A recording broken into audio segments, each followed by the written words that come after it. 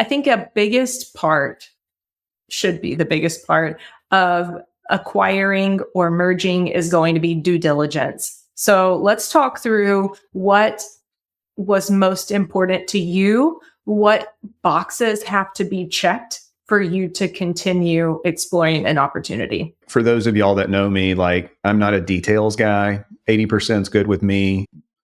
When I'm paying attention and really trying to listen and understand what's going on, you have to listen to what's going on, pray about it, discern it, but listening is key. So in the conversations with our friend Greg, it was really listening to where he was getting excited, like what gave him passion, what gave him hope for the future, and leaning into that. So part of what he was sharing just in talking was some of the stuff that was going on in the firm. And I'm, mentally making notes of, okay, this is going on. We need to pay attention to that. We need to address it, both from a client standpoint, a team member standpoint, and then just other stuff that is going on in accounting today, right? Like just a lot of variables, that to kind of keep up with. So he wanted to pursue a new chapter in his career and wanted to move actually pretty quick. So I saw that like, hey, as an opportunity, like, can we structure this deal the right way where it makes sense for both sides?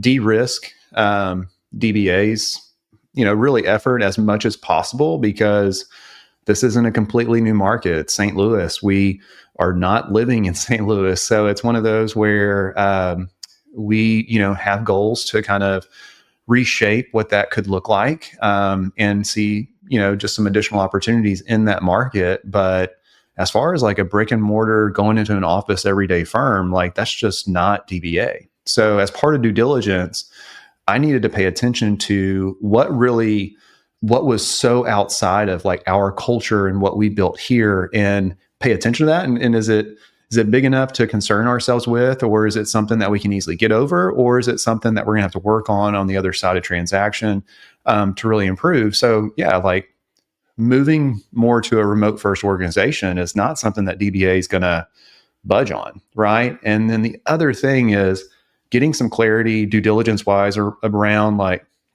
what's the client makeup? What are their services? What are their consistency, touch point, things like that. Now, the other reason why we got really excited after this started to really become a reality is because what they do or what they did, now what we do, is very similar to what DBA's done for the last 4 or 5 years, with CAS and just some additional tax work and things like that, but some opportunity there, both with annual clients and some quarterly or monthly clients to move into a different service level.